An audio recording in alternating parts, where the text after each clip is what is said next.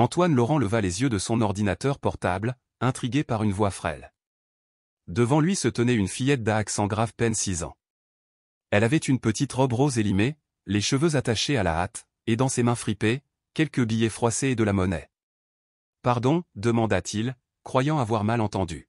« Ma maman a besoin d'un nouveau cœur. Le sien ne fonctionne plus bien. Vous savez où on en vend ?» Il resta un instant figé. Le hall de l'hôpital général de France bourdonnait doucement, entre annonces au micro et chuchotements sur les chaises en plastique bleu. Personne ne semblait prêter attention à cette scène irréelle. « Ma fille, les cœurs ne s'achètent pas comme des bonbons dans un magasin, » répondit-il doucement, tentant de rester bienveillant. « Ce sont les médecins qui s'en occupent. Mais les docteurs disent qu'il n'y en a pas. Et ma maman devient très pâle, comme ma poupée quand elle n'a plus de piles. » La comparaison le frappa en pleine poitrine. Lentement, il referma son ordinateur. Il n'était venu que pour récupérer des documents administratifs, un détail lié à son projet de financement pour des chirurgies cardiaques. Mais voilà que cette petite voix transformait ce banal passage en urgence vitale. « Comment tu t'appelles » demanda-t-il. « Manon. Et vous ?»« Antoine. »« Et ta maman, elle est où ?»« En haut. Elle dort beaucoup. Les infirmières disent qu'elle est fatiguée. Mais moi je crois qu'elle est triste parce qu'elle ne trouve pas son nouveau cœur. » Elle s'approcha, posa sa main minuscule sur son genou, les yeux plantés dans les siens. « Vous avez l'air important. Vous avez un costume et un ordinateur cher.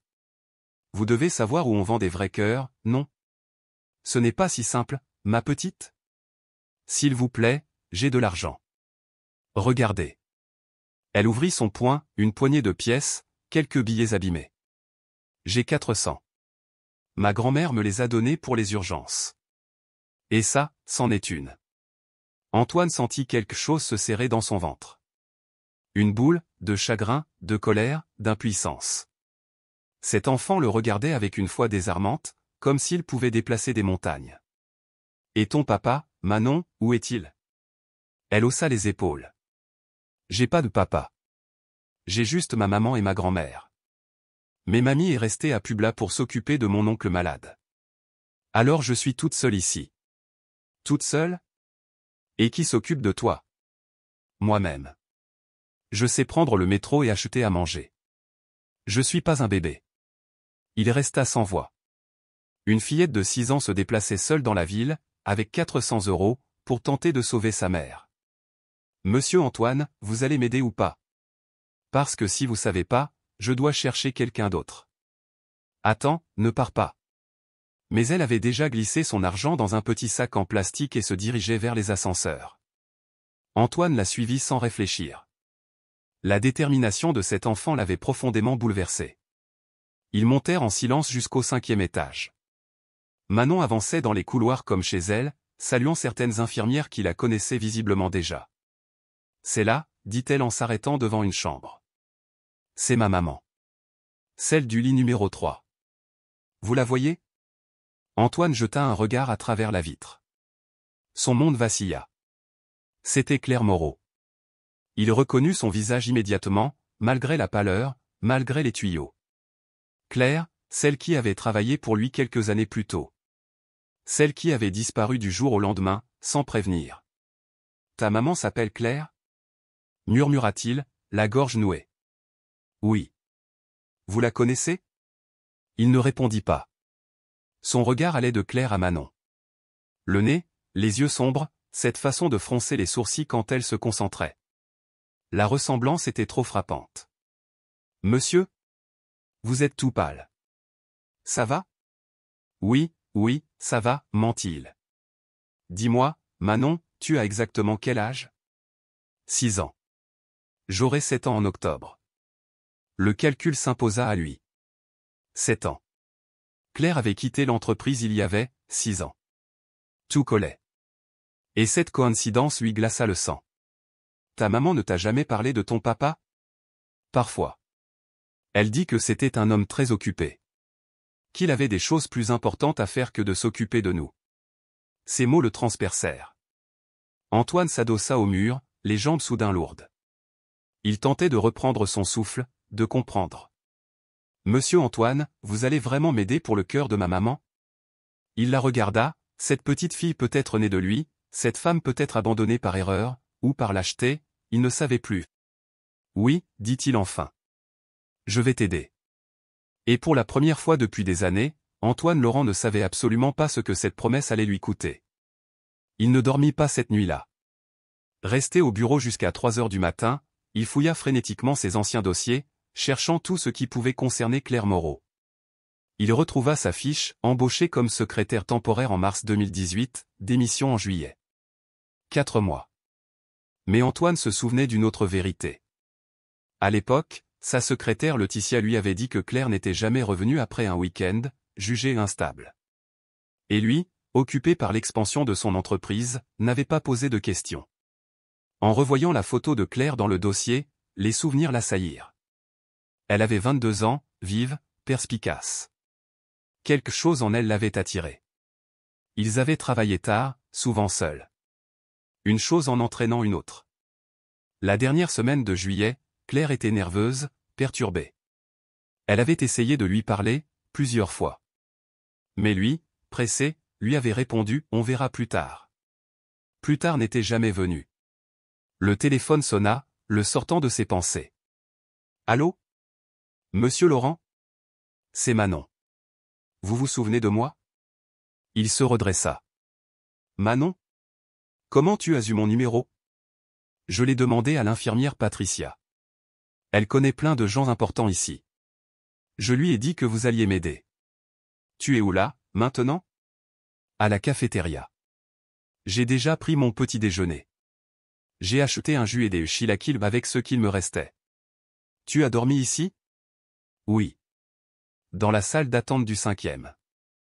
Les infirmières m'ont donné une couverture. Je l'ai déjà fait, vous savez. Antoine sentit son estomac se nouer. Une enfant dormant sur des chaises d'hôpital. Seule. Tu as vu ta maman ce matin? Oui. Elle dort encore.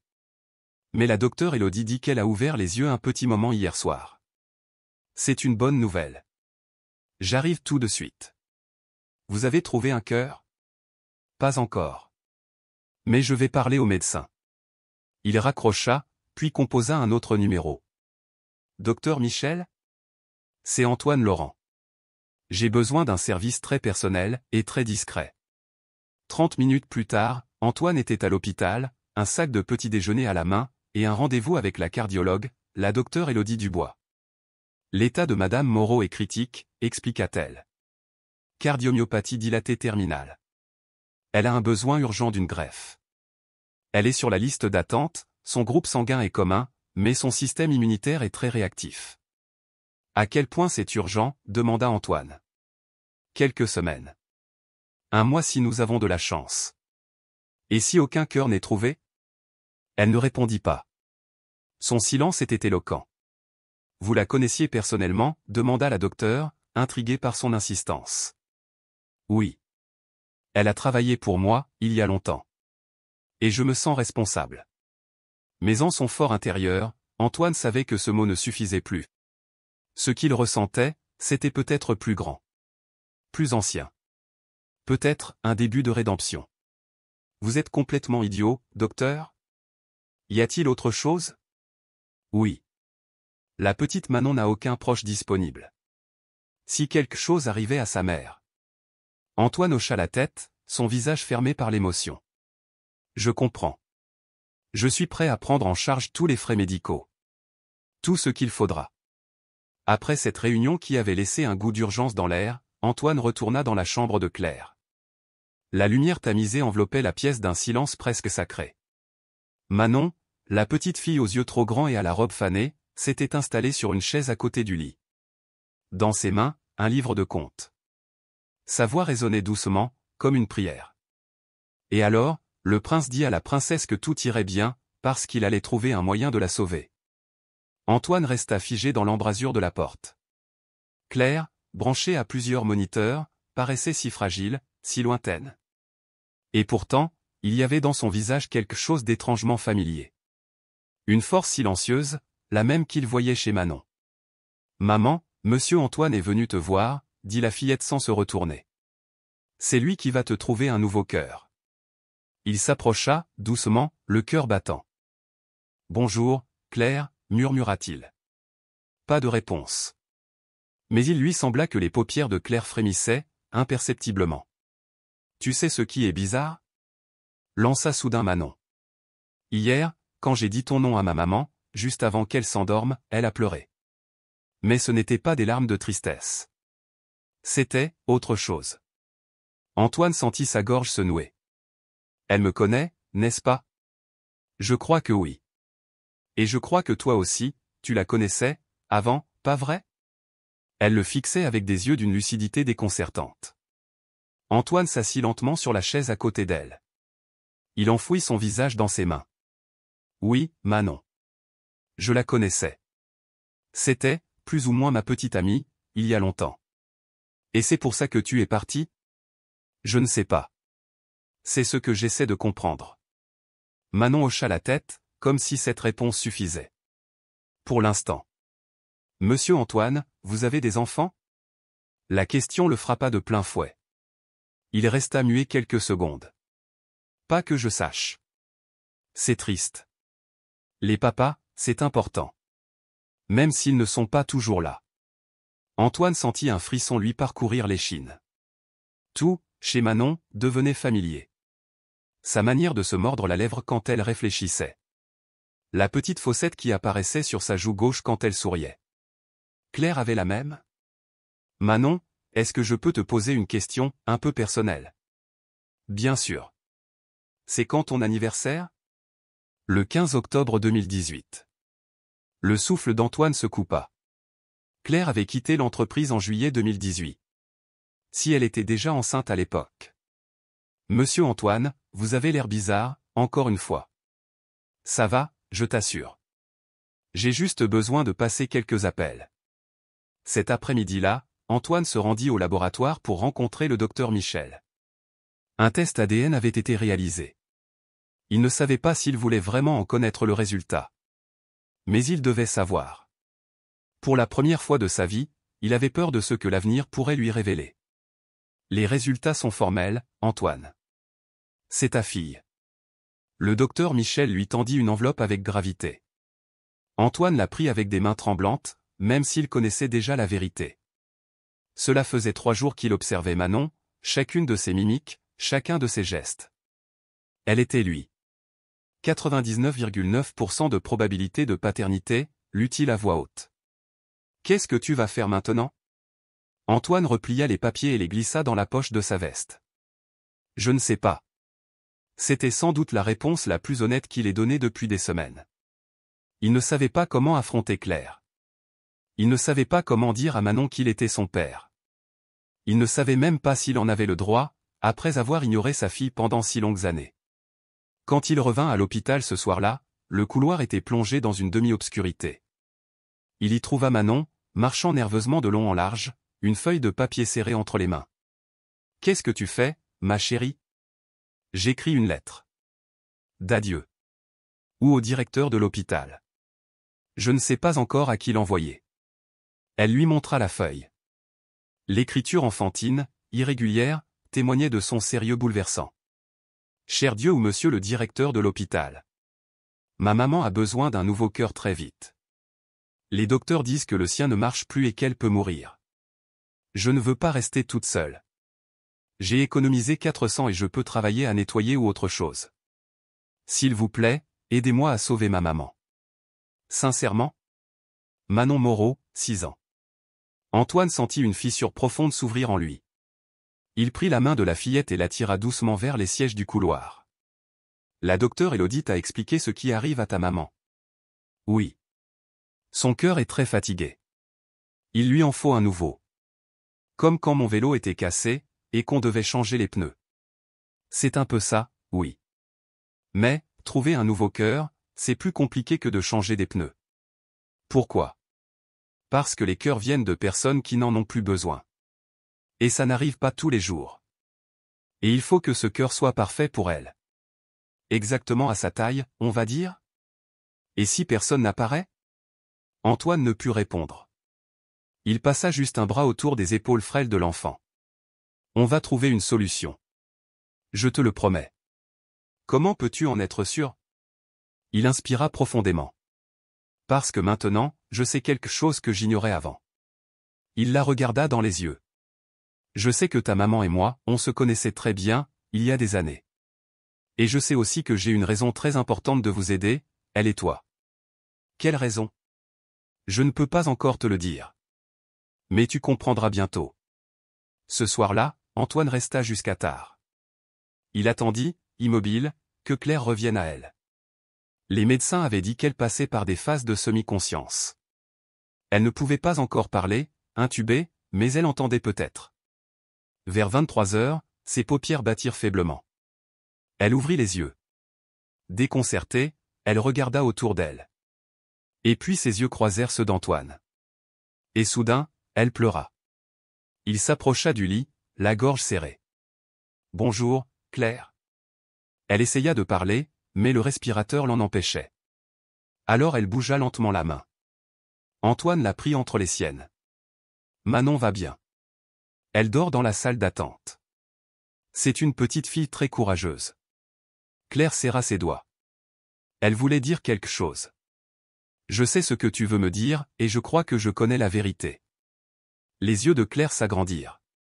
Puis, une larme coula lentement sur sa joue. « C'est ma fille, n'est-ce pas ?» Elle hocha faiblement la tête. « Pourquoi tu ne me l'as jamais dit ?» Claire ferma les yeux, comme accablée. Mais, d'un geste lent, elle désigna la table de chevet. Antoine s'en approcha. Dans un petit sac, il trouva un portefeuille usé, quelques photos de Manon et une enveloppe jaunie, son nom inscrit dessus, de l'écriture de Claire. Elle avait été ouverte et refermée plusieurs fois. À l'intérieur, une lettre datée du 20 juillet 2018. Antoine. J'ai essayé de te parler cette semaine, mais tu es toujours occupé. Ta secrétaire m'a dit de ne pas te déranger avec des affaires personnelles. Mais celle-ci est importante. Je suis enceinte. C'est de toi. Je ne te demande rien. Pas de mariage, pas d'engagement. Je pensais juste que tu avais le droit de le savoir. Si tu veux faire partie de la vie de ce bébé, cherche-moi. Sinon, je comprendrai. Mais je devais te le dire. Claire. Antoine relut la lettre 3 fois. Il se souvenait très bien de cette semaine-là. Il travaillait jour et nuit sur un gros contrat. Sa secrétaire, Laetitia, lui avait dit que Claire était trop insistante, qu'il avait mieux à faire. Elle avait intercepté cette lettre. Elle l'avait empêché de savoir qu'il avait une fille. Antoine sentit une colère froide l'envahir, suivie d'un chagrin insondable. 6 ans. Il avait perdu 6 ans de la vie de Manon. Et Claire. Claire avait élevé leur fille seule, sans soutien. Peut-être en le haïssant pour ce silence qu'il n'avait jamais voulu. Il regarda Claire, toujours allongée, son souffle court, irrégulier. Et il comprit une chose. Ce n'était pas trop tard. Pas encore. Le rythme cardiaque sur le moniteur devenait irrégulier. Antoine se pencha vers Claire, allongée, pâle comme un linge. « Je vais te sauver, murmura-t-il, les lèvres tremblantes. Je vais vous sauver toutes les deux. Je le jure. » Lorsqu'il quitta la chambre, une détermination nouvelle brûlait dans ses veines, une flamme qu'il croyait éteinte depuis des années. Il avait des appels à passer, des promesses à exiger, et surtout, une secrétaire à affronter. Pour la première fois de sa vie, Antoine Laurent ne se battait plus pour une fusion ou un contrat juteux. Il se battait pour quelque chose de plus précieux, sa famille.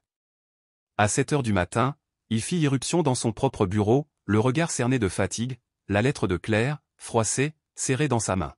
« Où est Laetitia » aboya-t-il, furieux. « Bonjour monsieur Laurent » répondit Laetitia, en levant les yeux de son ordinateur, arborant son éternel sourire professionnel. « Vous êtes arrivé bientôt aujourd'hui. Vous voulez un café? Vous avez l'air épuisé. » Il referma brutalement la porte vitrée derrière lui et posa la lettre sur le bureau. « Tu reconnais ça » demanda-t-il, la voix dure. Laetitia s'approcha, jeta un coup d'œil au papier, et son visage perdit toute couleur. « Je ne vois pas de quoi vous parlez. » Claire Moreau. Juillet 2018. Une lettre que je n'ai jamais reçue. Monsieur Laurent, je... Ne me mens pas, rugit-il en frappant le bois. Cette femme est à l'hôpital, en train de mourir. Ma fille vit seule, essayant de la sauver avec 400 € et un peu d'espoir. Tu as la moindre idée de ce que tu as causé. Un long silence s'installa. Quand Laetitia reprit la parole, sa voix avait perdu toute sa courtoisie mécanique. Votre fille, maintenant? Vous saviez qu'elle était enceinte? Bien sûr que je le savais. Ça se voyait. Elle venait ici chaque matin, nauséeuse, voulant vous parler d'une affaire personnelle urgente. Et pourquoi tu ne m'as rien dit? Elle se redressa sur sa chaise, croisa les bras, défiant. Parce que vous aviez des choses plus importantes à faire. Vous étiez en pleine négociation avec les Japonais. Je n'allais pas laisser une secrétaire temporaire vous distraire avec des problèmes.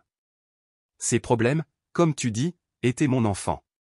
Et qu'est-ce que ça aurait changé? Vous auriez tout laissé tomber pour jouer à la petite famille avec une employée? Allons, monsieur Laurent. Vous et moi savons très bien quel genre d'homme vous êtes. Antoine reçut la phrase comme une gifle en plein visage. Quel genre d'homme crois-tu que je suis? Le genre qui couche avec ses employés, puis les oublie. Celui qui met son travail au-dessus de tout. Ça suffit. Non, ça ne suffit pas. J'ai travaillé pour vous pendant 10 ans. Je vous ai vu passer d'une femme à l'autre secrétaire, cliente, partenaire. Pourquoi Claire aurait-elle été différente? Parce qu'elle l'était. Vraiment? Alors pourquoi ne l'as-tu pas cherchée quand elle a cessé de venir? Il ne répondit pas. Il n'avait pas cherché. Il s'était contenté de croire qu'elle l'avait quitté, irresponsable. Et il avait continué sa vie. Je lui ai rendu service, lança Laetitia avec amertume. Un service? En me volant ma chance de connaître ma fille? Votre fille? Votre fille se porte mieux sans vous. Tout comme Claire. Comment peux-tu dire ça? Claire est en train de mourir. Manon est seule. Et toi, tu es ici, à te poser en héroïne. Antoine s'approcha lentement du bureau. Tu sais ce qu'il y a de plus pathétique? Tu l'as fait par jalousie. Jalouse? Jalouse de quoi? Jalouse que Claire ait eu quelque chose avec moi que tu n'aurais jamais. Le visage de Laetitia vira au rouge. Vous ne savez pas de quoi vous parlez. Bien sûr que si. 10 ans à attendre que je te voie autrement que comme une secrétaire. 10 ans à espérer ton tour. Et quand Claire est arrivée, tu as senti que c'était différent. Elle bondit de sa chaise. Très bien. Oui, j'étais jalouse. J'étais là, chaque jour, à gérer votre vie. Et cette femme débarquée en 4 mois, elle est déjà dans votre lit. Cela ne te donnait pas le droit de me voler tout ça. De quoi? De te protéger d'une erreur monumentale?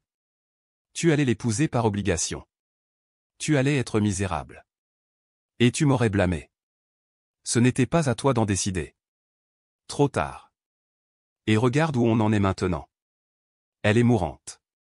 L'enfant est seul. Et toi, tu te réveilles 10 ans trop tard. Antoine attrapa son téléphone. Tu fais quoi? Demanda-t-elle. J'appelle la sécurité. Tu vas récupérer tes affaires. Vous me virez? Je te mets dehors. Immédiatement. Laetitia resta figée, tentant de comprendre. Vous faites une erreur. L'erreur, je l'ai faite il y a 10 ans, quand je t'ai fait confiance. Sans moi, cette boîte s'effondre. On verra bien. 20 minutes plus tard, elle sortait, une boîte de carton dans les bras. Depuis la fenêtre, Antoine la regardait s'éloigner, le cœur partagé entre le soulagement et un vide abyssal. Le téléphone sonna. Monsieur Laurent? Ici le docteur Dubois. Vous devez venir immédiatement. L'état de Claire s'est aggravé. Il raccrocha, prit l'ascenseur en courant, et appela son avocat. Roberto? Je veux tout savoir sur les chirurgies cardiaques expérimentales. Trouve-moi les meilleurs spécialistes du pays. Je me fiche du prix. Pour quand? Pour hier. Dans le taxi, Antoine pensait à Manon.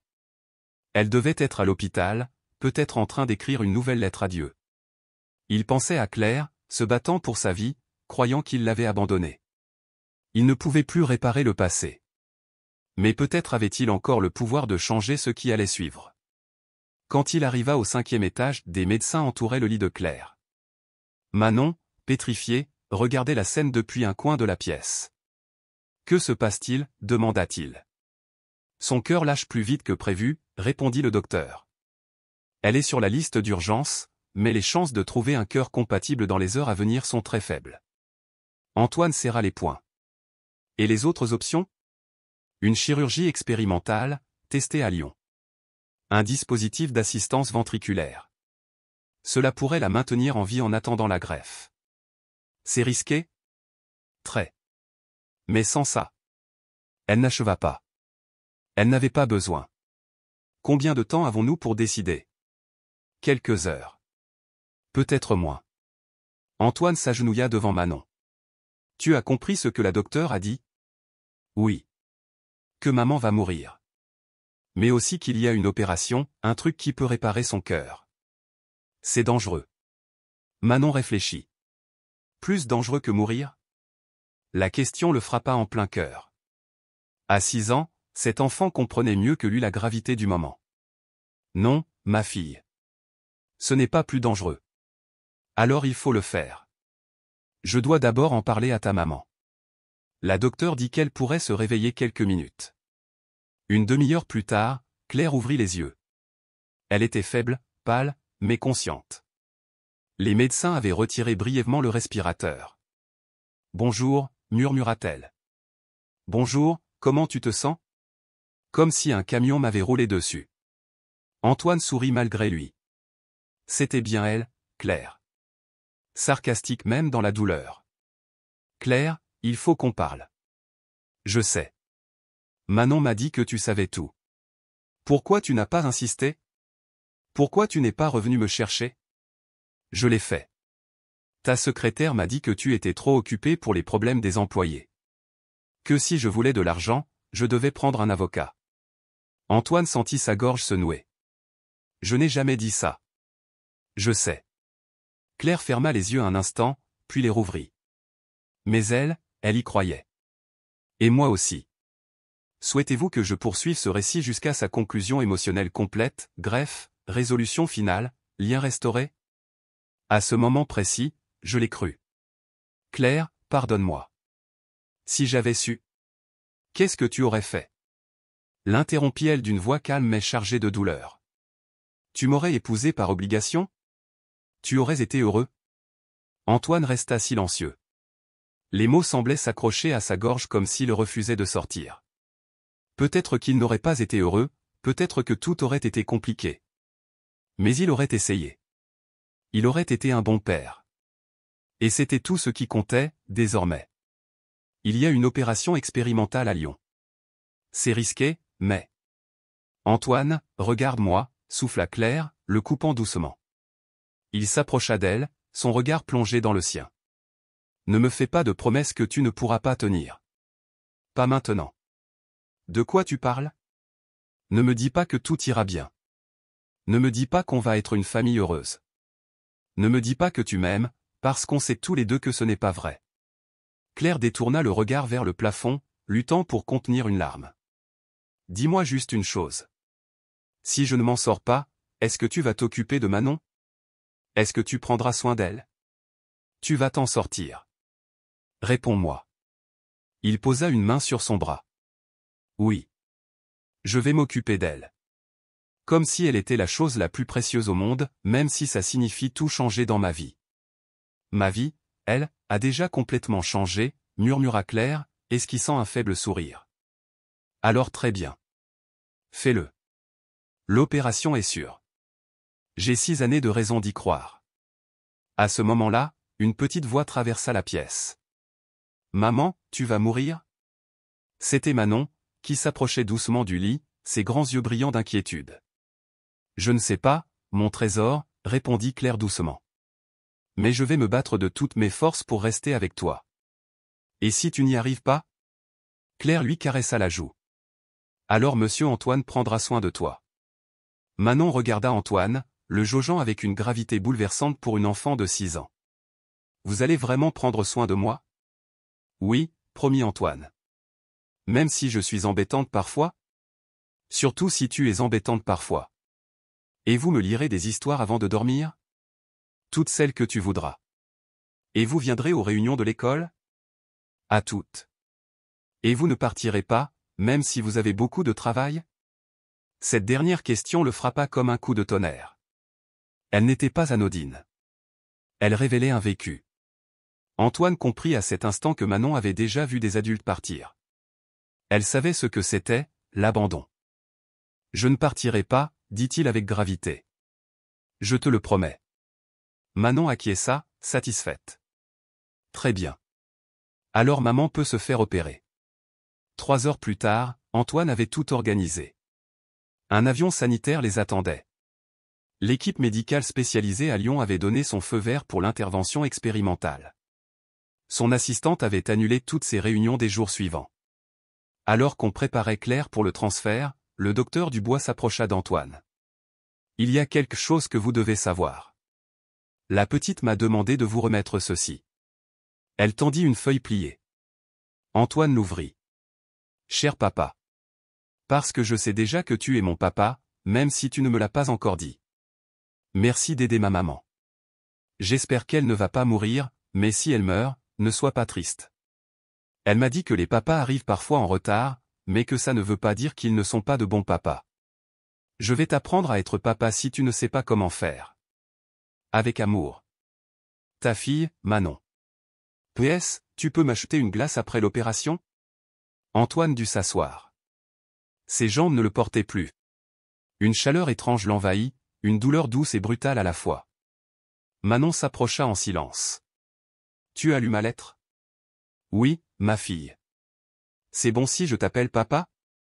C'est parfait. Et pour la glace? Toutes les glaces que tu veux. Manon sourit, un vrai sourire, le premier depuis des jours. Alors on va sauver ma maman, papa. On va tout faire pour, ma fille. Tout ce qu'on peut. Arrivé à Lyon, l'équipe médicale prit en charge Claire. Antoine écouta attentivement les explications du docteur Lefebvre, chef du service de cardiologie. L'opération durera entre 8 et 12 heures. Nous allons implanter un dispositif temporaire pour aider le cœur à pomper correctement, en attendant une greffe. Quelles sont les chances de réussite? Demanda Antoine. Entre 60 et 70%, si son corps accepte le dispositif. Et si elle le rejette? Je préfère ne pas parler de cela devant l'enfant. Mais Manon s'avança, droite comme une adulte. Docteur, je ne suis pas stupide. Je sais que ma maman peut mourir. Mais je sais aussi que si on ne fait rien, elle va sûrement mourir. Alors faisons-le. Le docteur Lefebvre resta un instant silencieux, ému. Votre fille est très mûre pour son âge. Oui. Elle l'est. À 14 heures, Claire fut conduite au bloc. Avant de partir, Manon se pencha vers elle. Maman, sois gentille avec les docteurs, et bats-toi fort. Je me bats toujours fort, mon amour. Je sais. C'est pour ça que tu es la meilleure maman du monde. Claire regarda Antoine par-dessus la tête de Manon. Prends soin d'elle. Bien sûr. Non, Antoine, prends vraiment soin d'elle. Pas comme tu prends soin de tes affaires. Prends soin d'elle comme si elle était tout ce que tu avais. Elle est tout ce que j'ai. Les portes du bloc se refermèrent. Antoine et Manon restèrent seuls dans la salle d'attente. Qu'est-ce qu'on fait maintenant, papa? C'était la première fois qu'elle l'appelait ainsi sans hésitation. Ce mot le frappa en plein cœur. On attend. Longtemps, peut-être. Tu peux me raconter comment tu as rencontré maman? Antoine s'assit. Manon se blottit contre lui. Ta maman est venue travailler dans mon entreprise. Tu étais déjà dans son ventre, mais je ne le savais pas. Elle était belle, bien sûr. Mais ce que j'aimais le plus, c'était son intelligence. Elle était brillante, plus que moi.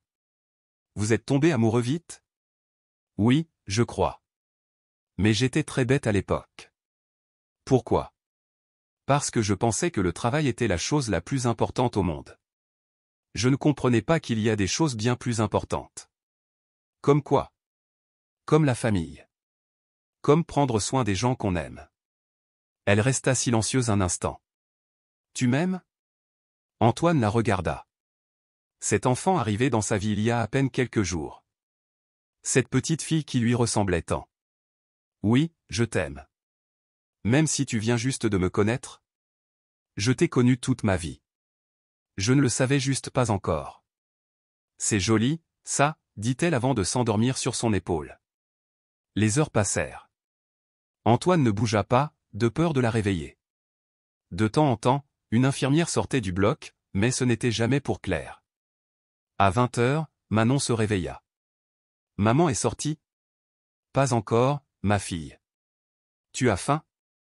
Oui. Ils trouvèrent une cafétéria. Manon prit une assiette de coquillettes au fromage et un jus d'orange. Antoine ne mangea pas, juste un café noir. Papa, je peux te poser une question? Tout ce que tu veux. Tu as toujours voulu avoir des enfants? Je n'y avais jamais vraiment pensé.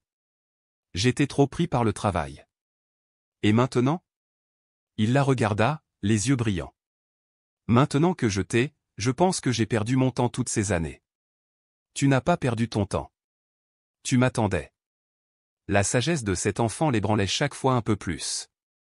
Tu sais ce que j'aime le plus chez toi? Dis-moi. Que tu dises toujours ce que tu penses. Maman disait que ça pouvait causer des problèmes, mais au moins, les gens savent qui tu es. Ils retournèrent attendre. Il était 22 heures. Toujours rien. Manon s'endormit sur 3 chaises, la tête posée sur les genoux d'Antoine. À 23h30, le docteur Lefebvre sortit enfin du bloc, masque pendu autour du cou, visiblement épuisé. Antoine secoua doucement Manon. Ma fille, le médecin est là. Comment va maman? Murmura-t-elle. L'opération a été un succès, dit le docteur avec un sourire.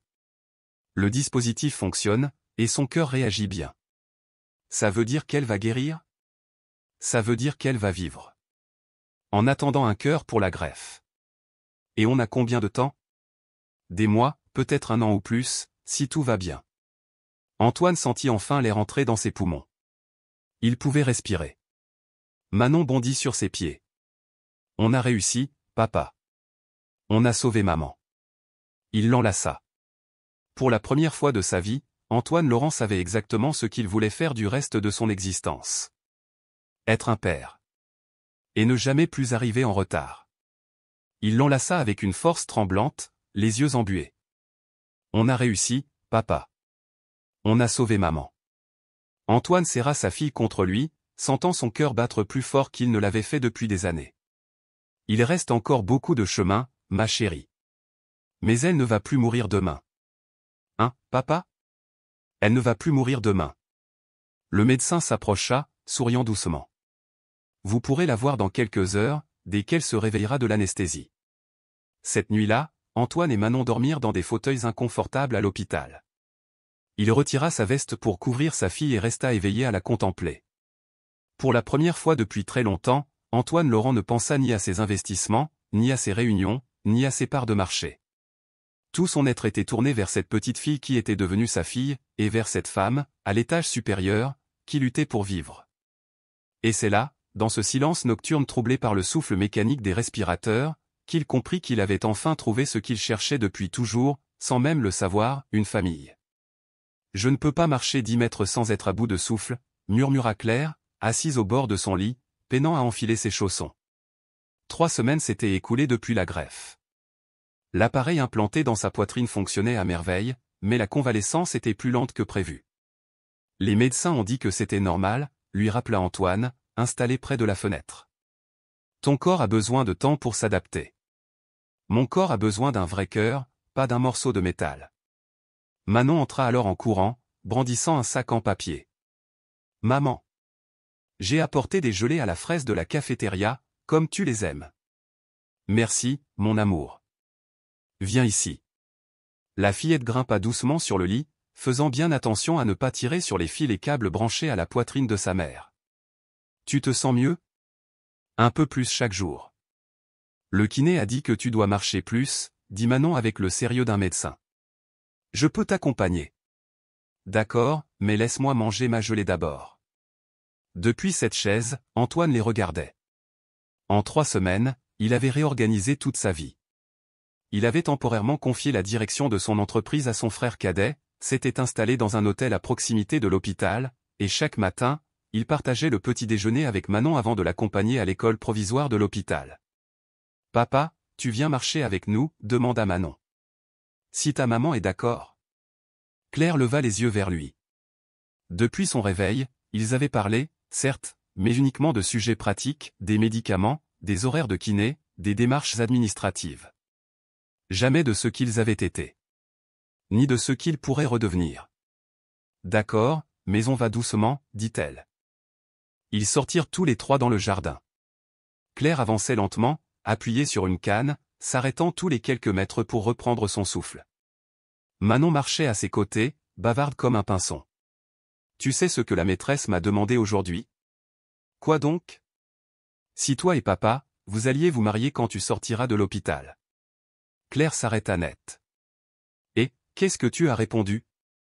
Que je savais pas, mais que j'espérais que oui. Comme ça, on pourrait tous vivre ensemble dans une grande maison. Un nœud se forma dans l'estomac d'Antoine. Voilà un sujet qu'ils avaient soigneusement évité jusqu'à présent. Manon, les choses ne sont pas toujours aussi simples, répondit Claire doucement. Pourquoi pas? Parce que les adultes ont parfois des problèmes compliqués. Comme quoi? Claire jeta un regard vers Antoine, cherchant un soutien, une réponse. Il ne dit rien. Comme deux personnes qui s'aiment, mais qui ne peuvent pas vivre ensemble. Mais vous vous aimez, tous les deux? Claire s'assit sur un banc, le regard fuyant. Antoine s'assit à l'autre bout. Ton papa et moi, on s'est beaucoup aimés, il y a longtemps. Mais les choses se sont compliquées. Il ne savait même pas que j'existais. Exact. Mais maintenant, il sait. Et il est là. Il vient tous les jours. Il m'achète des glaces. Il te lit des histoires. Il fait tout ça. Alors c'est quoi le problème? Antoine prit une inspiration. Le problème, ma fille, c'est que parfois, ce qui est brisé prend du temps à se réparer. Comme ta poupée que tu as cassée, et que ta mamie a dû recoudre. Mais après, elle était aussi jolie qu'avant. Parfois oui, parfois non. Manon fronça les sourcils. Vous vous aimez maintenant? Le silence s'installa. Antoine regarda Claire, qui fixait le sol. Manon, l'interrompit Claire, tu pourrais m'acheter une bouteille d'eau à la machine? Là-bas? Pour que vous puissiez parler de trucs d'adultes. Exactement. D'accord, mais vous vous disputez pas. Quand Manon s'éloigna, Claire se tourna vers Antoine. Ne lui donne pas de faux espoirs. Qu'est-ce que tu veux dire? Elle te voit déjà comme le papa parfait. Celui qui va tout arranger. Mais quand je sortirai d'ici, quand la routine reprendra, tu retourneras à ta vraie vie, n'est-ce pas? Ma vraie vie? Ton entreprise. Tes voyages. Tes priorités. C'est juste une parenthèse, Antoine. Pourquoi tu penses ça? Parce que je te connais. Parce que je sais comment tu fonctionnes quand il n'y a plus d'urgence. Les gens peuvent changer, oui. Mais certains font seulement semblant, jusqu'à ce que les choses deviennent banales. Antoine se rapprocha, plus sérieux que jamais. Que dois-je faire pour que tu me croies? Je ne sais pas s'il y a quelque chose à faire.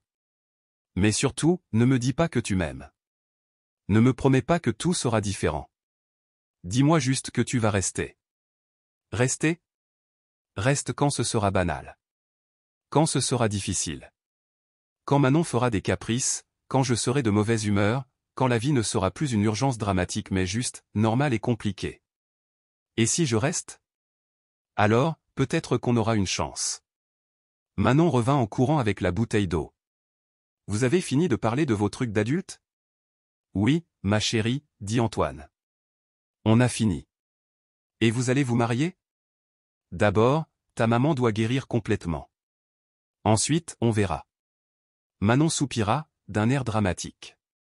Les adultes rendent toujours tout trop compliqué.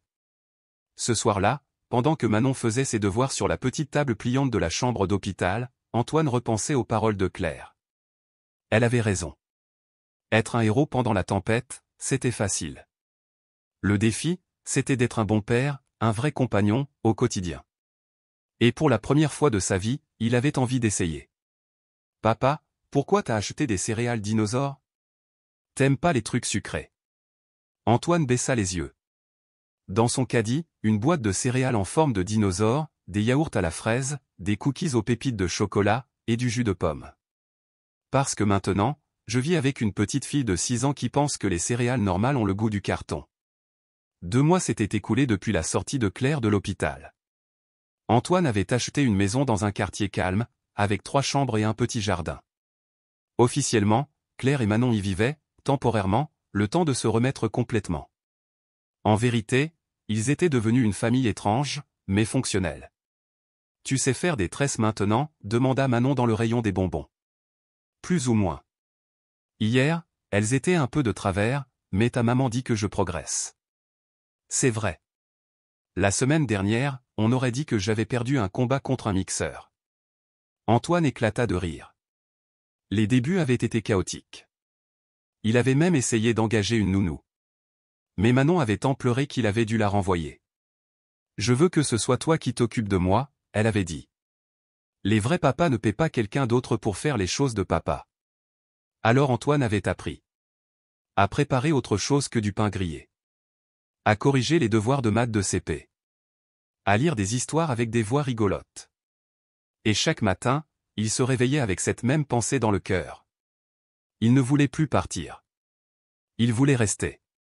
Manon s'appliquait à coiffer chaque poupée, concentrée à tresser leurs cheveux avec une patience attendrissante, même si ses tresses restaient encore un peu bancales. « On peut manger une glace ?» demanda-t-elle soudain, les yeux brillants d'anticipation. « On vient à peine de finir le petit déjeuner », répondit Antoine avec un sourire. « La glace, c'est pour après le déjeuner. Ça s'appelle de la planification stratégique. »« C'est toi qui m'as appris ça », répliqua Manon fièrement. « Tu l'as dit hier au téléphone. » Antoine marqua un temps. Il venait de réaliser à quel point Manon absorbait tout.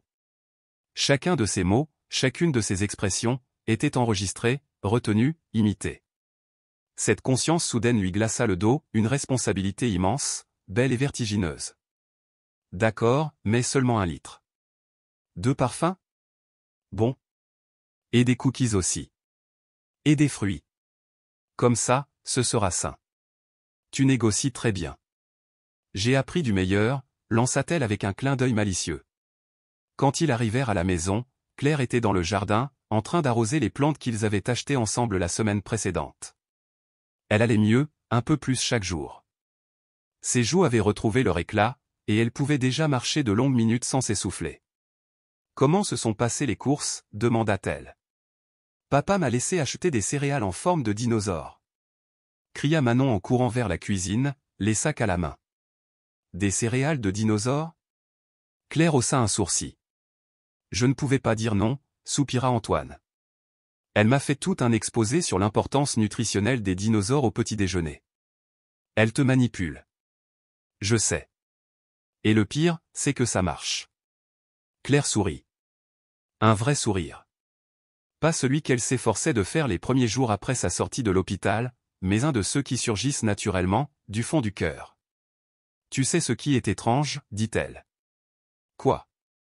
Tu as l'air à l'aise, dans ce rôle. » « Quel rôle ? » Celui d'être père.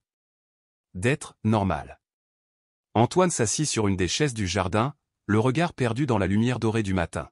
« Je ne me sens pas normal. J'ai l'impression d'être un acteur dans une pièce, et que tôt ou tard, quelqu'un va se rendre compte que je ne connais pas mon texte. »« Mais tu joues bien, » souffla-t-elle. « Tu crois ? Manon t'adore. Et ça, on ne peut pas le simuler. Et toi ? Qu'est-ce que tu en penses ? » La question s'était échappée avant qu'il n'ait le temps de la retenir. Claire resta silencieuse un instant, les yeux fixés sur une plante déjà bien arrosée. « Je pense que tu es différent de l'homme que tu étais. » Différent comment ? Plus, présent. Avant, même quand tu parlais à quelqu'un, on sentait que ton esprit était ailleurs. Maintenant, tu es là. Tu écoutes vraiment. Antoine esquissa un sourire. « J'ai eu de bons professeurs. » « Des professeurs ? Toi et Manon. Vous m'avez appris que certaines choses comptent bien plus que les contrats ou les voyages d'affaires. » Claire laissa tomber le tuyau d'arrosage et s'assit à ses côtés. « Antoine. Il faut que je te dise quelque chose. » « Quoi donc ? » ?»« J'ai peur. » »« De quoi ? » ?»« De m'habituer à ça. De croire que ça peut durer. De voir Manon s'attacher à toi, et qu'un jour, tu partes. Et que son cœur se brise.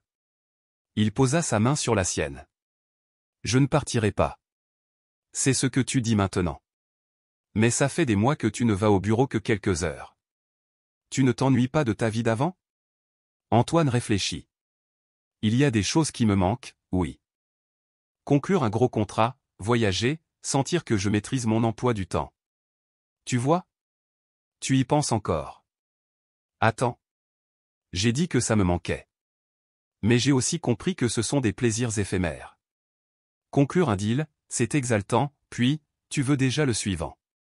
Voyager, c'est grisant, mais tu rentres toujours dans un appartement vide.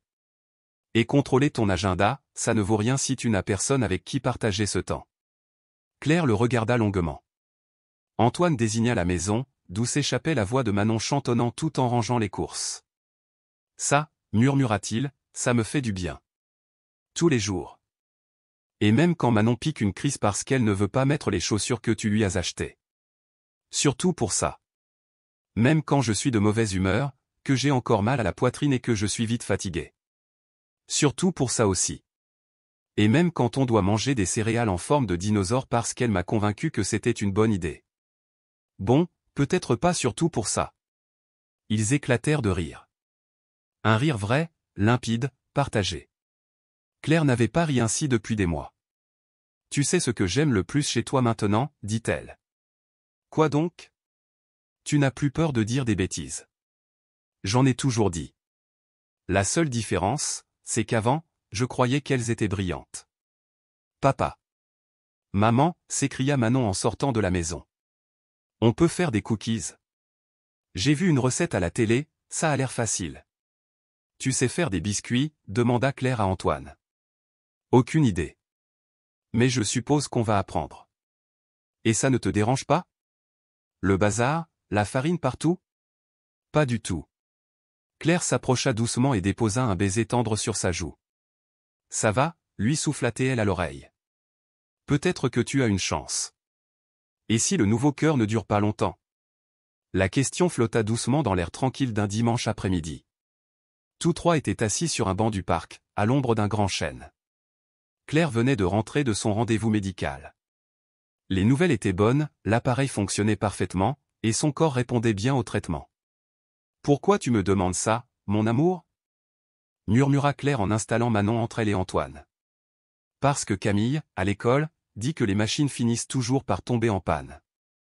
Et moi, je veux pas que tu tombes en panne. » Antoine échangea un regard avec Claire, au-dessus de la tête de leur fille. « Écoute, ma chérie, » dit Claire en prenant les petites mains de Manon. C'est vrai que l'appareil dans ma poitrine ne durera pas éternellement. Et oui, j'attends toujours un nouveau cœur. Alors, tu vas mourir? Ça veut dire que mon temps est peut-être plus court que celui des autres. Mais ce n'est pas une mauvaise chose. Comment ça, demanda-t-elle, fronçant les sourcils. Parce que quand tu sais que le temps est limité, chaque moment devient plus précieux. Chaque petit déjeuner. Chaque histoire du soir. Chaque après-midi au parc, comme celui-ci. Comme quand t'as qu'un seul chocolat, et que tu le manges tout doucement? Exactement. Et si le nouveau cœur n'arrive jamais? Claire inspira profondément. Elle avait préparé cette réponse 1000 fois. Alors on vivra chaque jour comme s'il était le plus important du monde. Tous les jours. Aussi longtemps qu'on le pourra. Antoine passa un bras autour de ses épaules. Il avait appris que parfois, être père, ce n'était pas donner des réponses. C'était simplement, être là. Tu sais ce que je pense, moi, dit soudain Manon. Qu'est-ce que tu penses? Que peut-être le cœur n'arrivera jamais. Mais c'est pas grave. Parce qu'on a déjà tout ce qu'il faut. Comment ça, demanda Claire. J'ai ma maman. Et maintenant, j'ai aussi mon papa. Et vous avez l'un l'autre. Et on vit dans une jolie maison avec un jardin. Et on mange des céréales dinosaures au petit déjeuner. Et papa sait déjà faire des tresses pas trop moches. Et protesta Antoine. Elles sont presque parfaites? Presque, sourit Manon. Le plus important, c'est qu'on est heureux maintenant. Et si demain le cœur arrive, on sera heureux aussi. Et s'il arrive pas, on saura l'être quand même. Claire sentit les larmes lui monter aux yeux.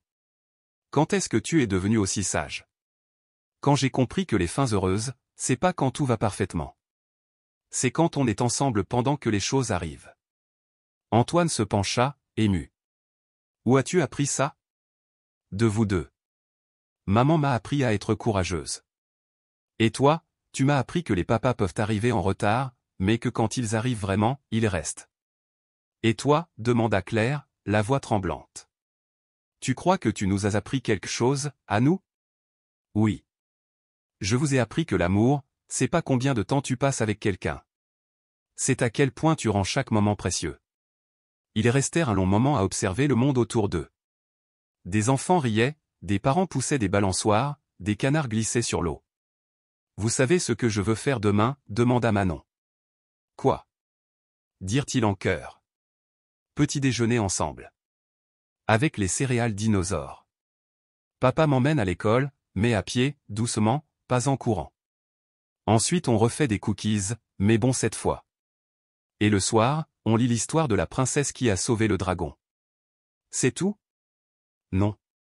Je veux qu'on se fasse plein de câlins. Parce que les câlins, ça fait que le temps passe plus lentement. Claire prit la main d'Antoine. Leurs doigts s'entrelacèrent naturellement. Tu sais quoi, Manon? Quoi? Je crois qu'on a trouvé notre fin heureuse. Même si ton cœur est emprunté? Surtout parce qu'il est emprunté. Parce que ça nous rappelle chaque jour qu'il faut chérir le temps qu'on a ensemble. Le soleil se couchait doucement derrière les arbres. Les autres familles rangeaient leurs affaires. Mais Antoine, Claire et Manon restèrent encore un peu, savourant l'instant comme un dernier carré de chocolat. On rentre? Demanda Antoine. On est prêt, répondirent ensemble. Et pendant qu'ils marchaient tous trois vers la voiture, Manon au milieu tenant leurs mains, Antoine comprit enfin. Il avait passé sa vie à courir après des réussites, des destinations, des victoires. Mais le lieu le plus important, c'était ici. Marcher doucement vers la maison, entouré d'amour, sans hâte d'arriver ailleurs. Pour la première fois de sa vie, Antoine Laurent avait trouvé quelque chose qui dure. Même si toujours se vivait un jour à la fois. Et c'était plus que suffisant. C'était tout.